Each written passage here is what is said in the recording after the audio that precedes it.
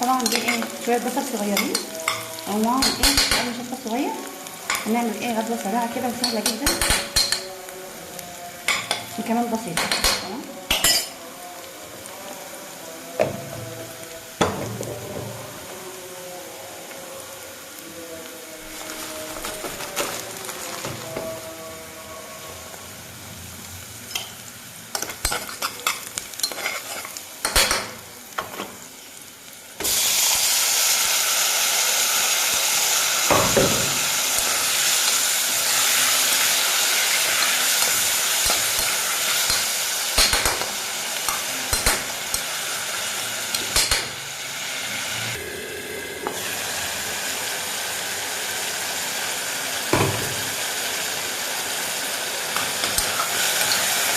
طبعا انا لازم اقفل هنا شويه. خلاص هحط ايه رشاشه بسم الله دول 3 بيضات. تمام.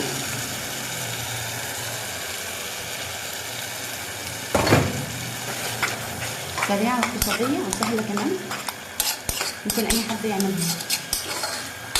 يعني كل الحكايه تغلي بصل اللون، شويه توابل، شويه ملح، شويه طماطم صغننين والف هنا وشفا.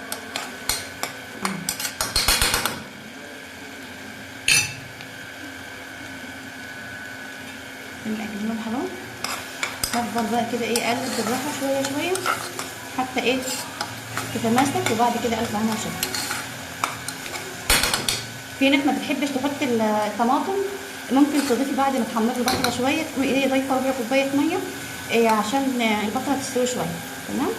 لان اول ما بتحطي البيض خلاص كده هي استوت.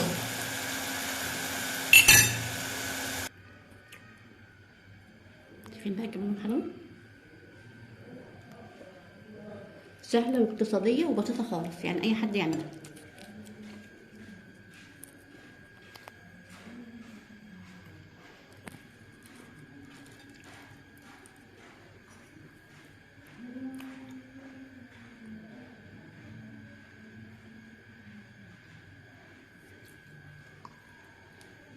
الله. طبعا كان عندي جبنه حادقه طلعت حادقه شويه، حطيت عليها ميه بقت عامله زي الزبادي. يعني لما اشتري جبنه وتلاقيها معاكي طلعت حادقه قومي حطها يومين في التلاجة او يوم واحد على حسب الايه الحدوقيه بتاعتها يعني، واتركوها شويه.